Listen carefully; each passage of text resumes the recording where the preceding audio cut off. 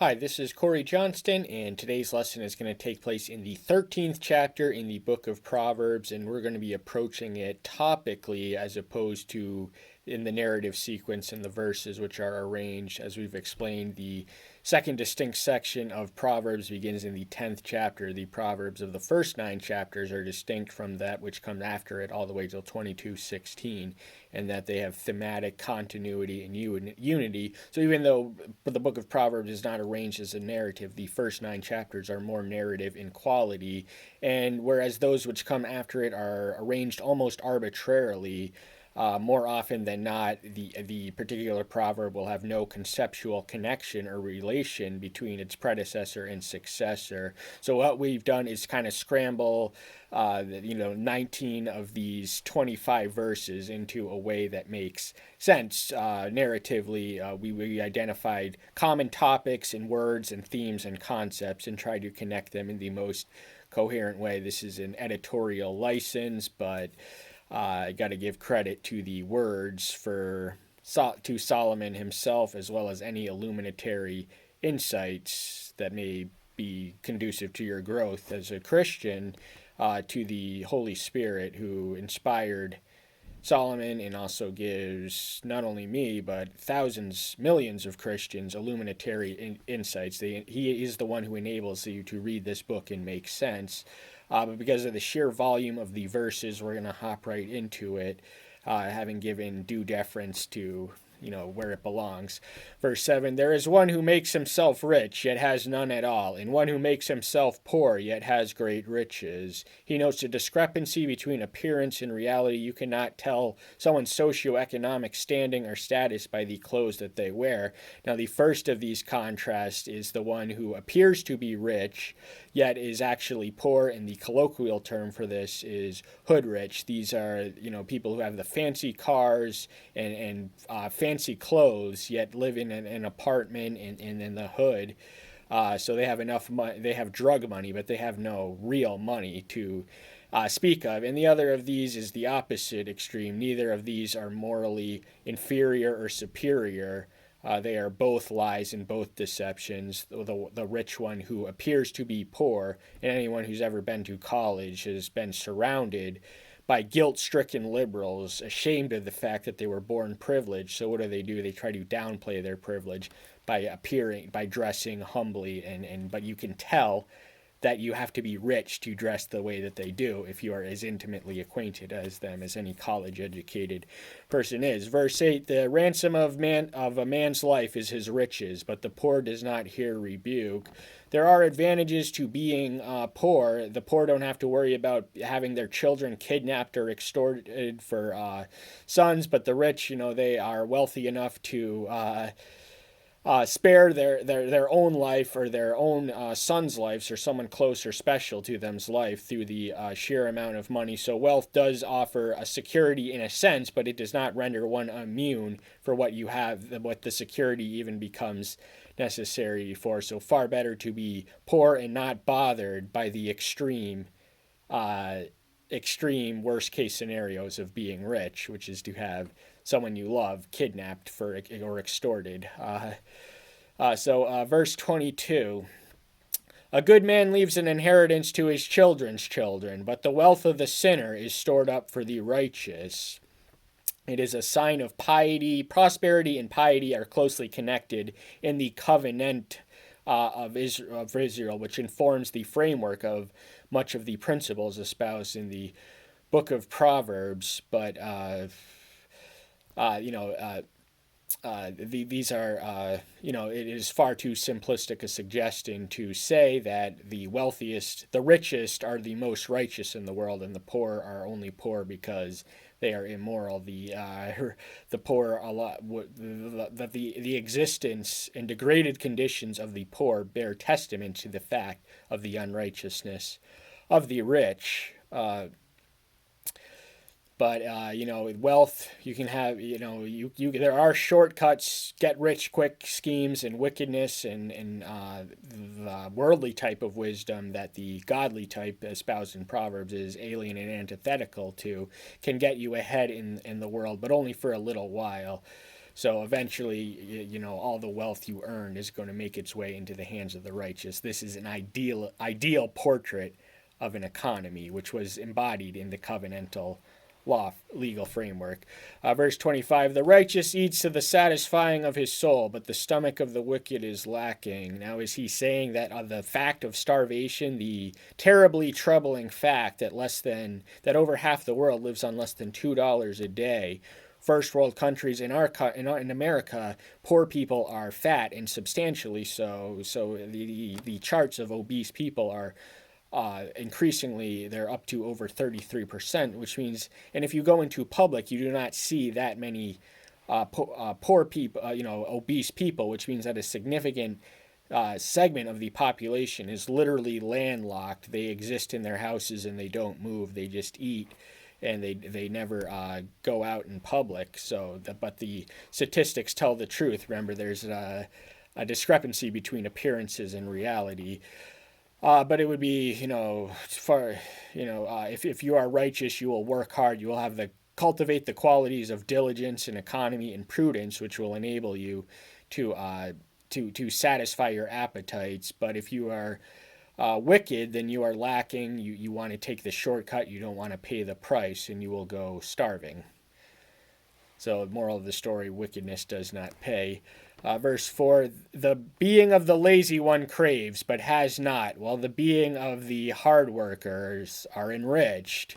We all have appetites, but the one who is diligent and makes provisions for the accommodations of life as he finds himself in it are going to be able to satisfy their appetites in ways that one who is too lazy to work, to even indulge the appetites that they so long to crave. A lot of, I hate to say it, but poor people retreat into the fantasy of the hood-rich mentality, which just is an imagination delusion, which gives them relief from their miserable, degraded condition. But verse 23, much of the food is in the tillable ground of the poor, but lack of judgment sweeps it away. Lack of justice sweeps it away. He is not suggesting that the poor are poor because they are wicked. He is saying that the poor are poorer than they ought to be. They by right should be richer than they are. If they are entitled to enjoy the land that they own, and there is plenty in their land, but the rapacious rich take much of the toil of their labor. They exploit the labor and they amass the wealth, while the poor, till the land. But if that land was left to them, they would have more than enough to feed and satisfy themselves. But it is an injustice that the poor are poor, even though they should be richer than they are. No utopian, no earthly form of government can ever eliminate the existence of poverty. And that is something we have to contend with while we inhabit this earth, until the new heaven, the new earth, and the new Jerusalem, where all inequity is swept away. Verse 18, poverty and shame are for him who ignores discipline, but he who heeds reproof is esteemed. So the contrast, poverty and shame and embarrassment, is the cause and effect consequences of ignoring and neglecting discipline, but the positive inverse, if you heed, listen to, take seriously reproof and correction, that is for your improvement and that is for your betterment. Now, Proverbs 18a, remember, all Proverbs consist of at least A and B sections, distinctly divine. Usually you can tell by the word but or and, although not in every case. But in Proverbs 18, poverty and shame are for him who ignores discipline. We witness a poignant example of this in the prodigal son, the New Testament parable in Luke's 15th chapter.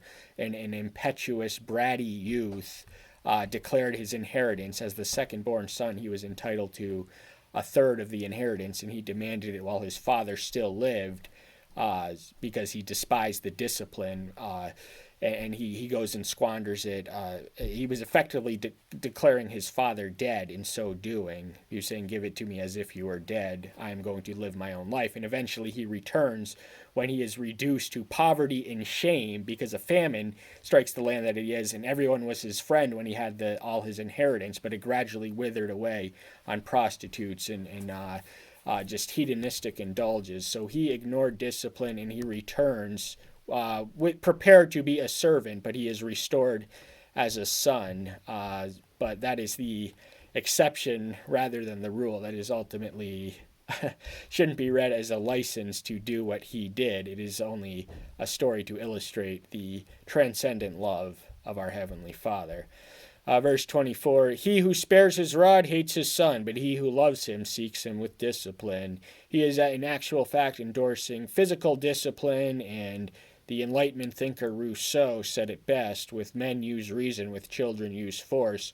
Force is going to instill right and wrong and good morals, as well as just make them more effectively than words can ever do. This is not a license to abuse. The Bible does not endorse child abuse. It says, in Ephesians 6:4, provoke not thy children to wrath. So, don't go over the top, but administer the right amount in proportion to the gravity of what demands to be disciplined in them. That is the extent and to which you should resort to the rod, but don't get rid of it, because eventually you're going to need it. Every child, if a child makes it his whole life without a beating from his parents, he's going to get beat up and bullied from just the laxity of discipline.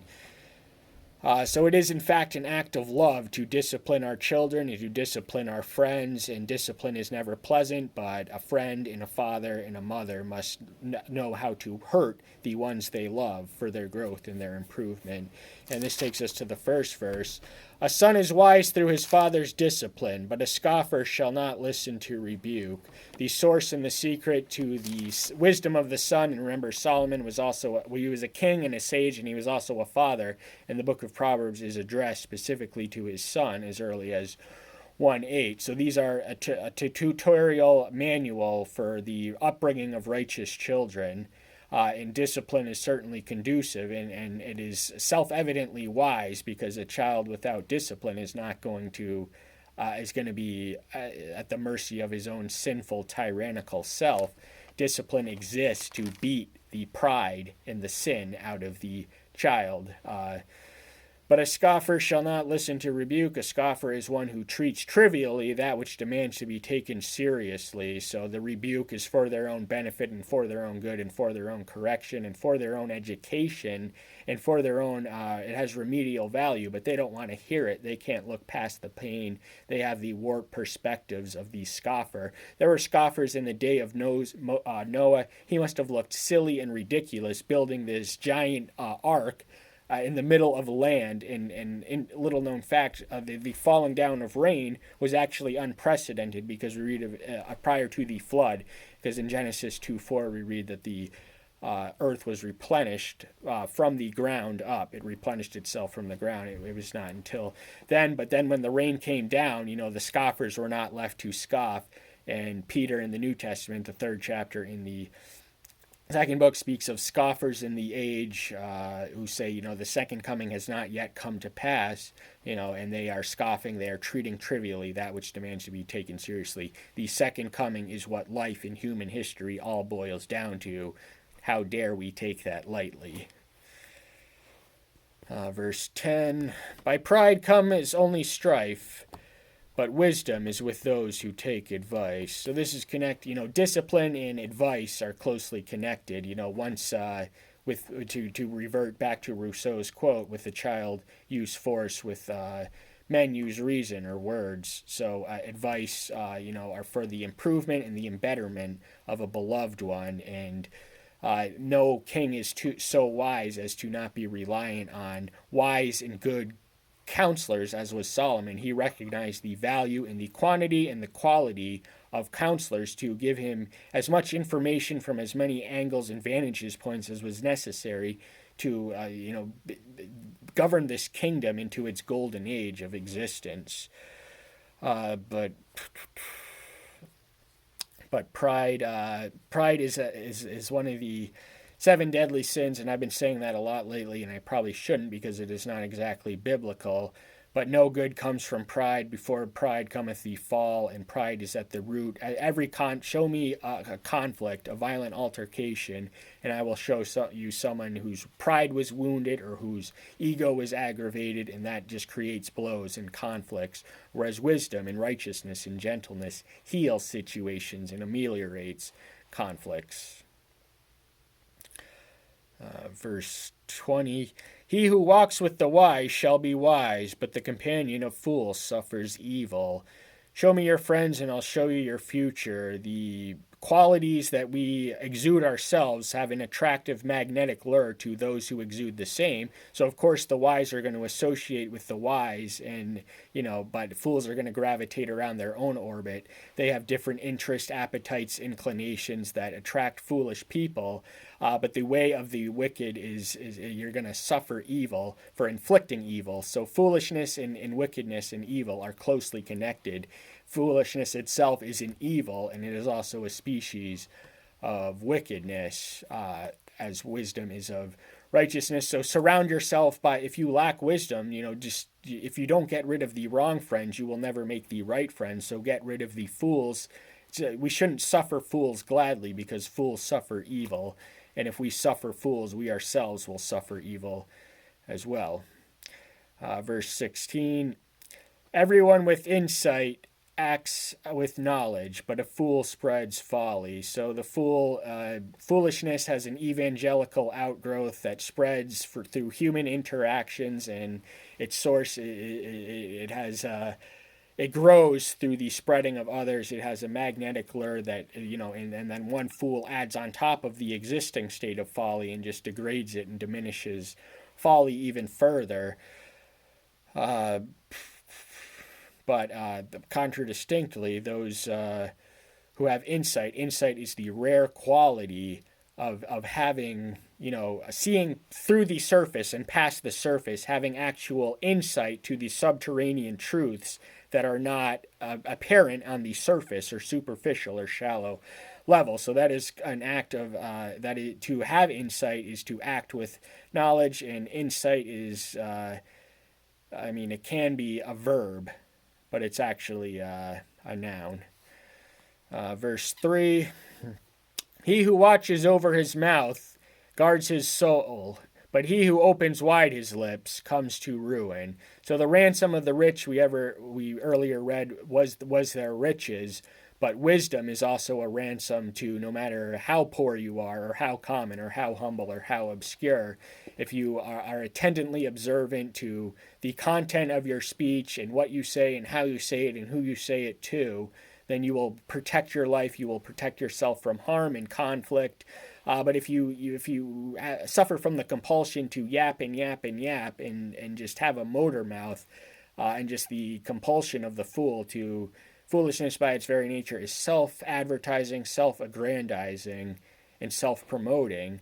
But little does the fool know, testament to their foolishness, the only thing they are proving is precisely how foolish they are. Nevertheless, the fool cannot help it. Fools are curious that way.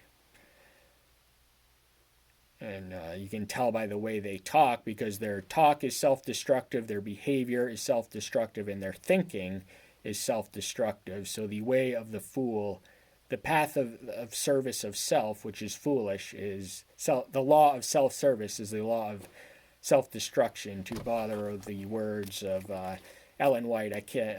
This is the book Desire of Ages, recognized by the United States Library of Congress as the most authoritative biography, the Gospels accepted, of Jesus Christ. Now, where were we?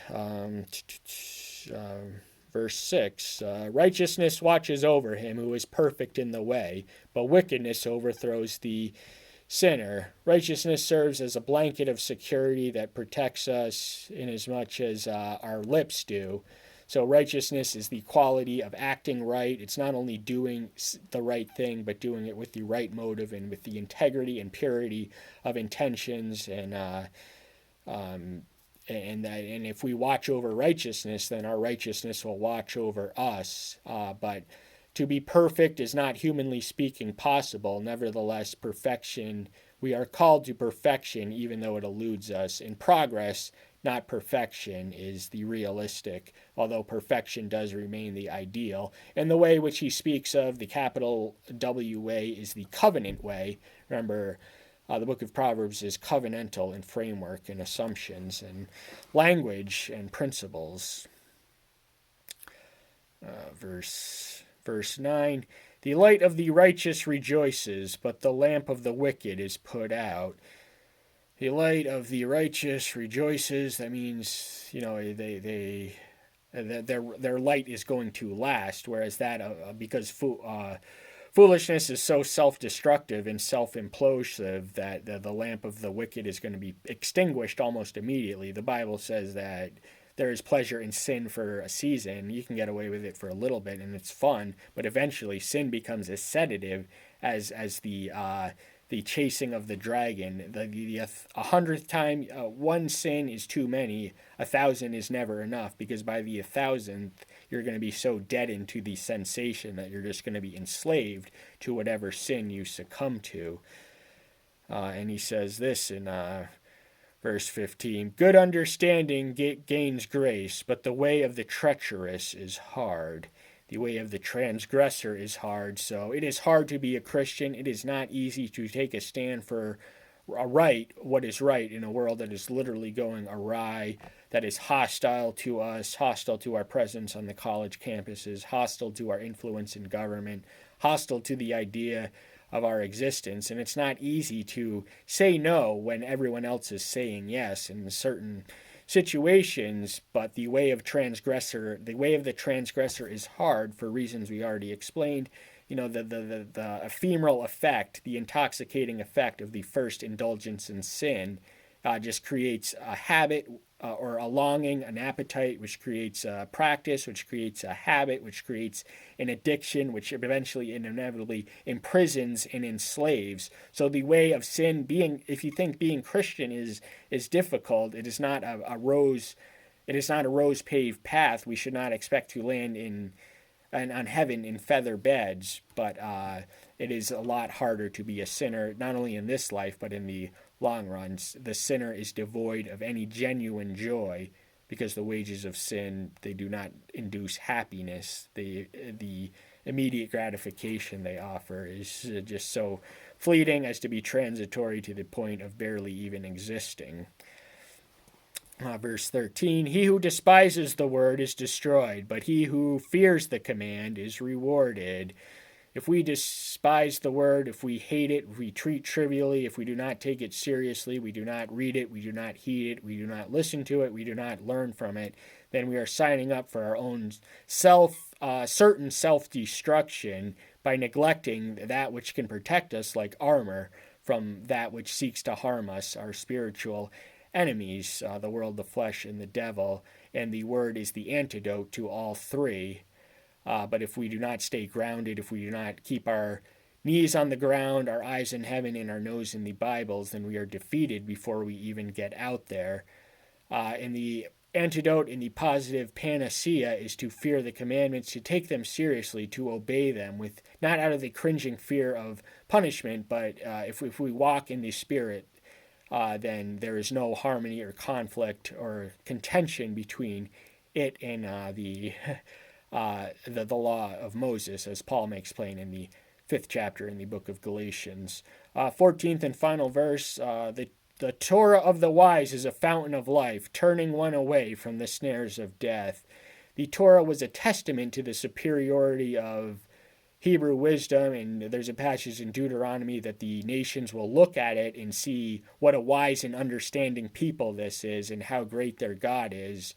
But it is not only a source and a wellspring of wisdom, the obedience to the precepts of the Torah becomes self-evident in the practice thereof. The natural man resists this notion.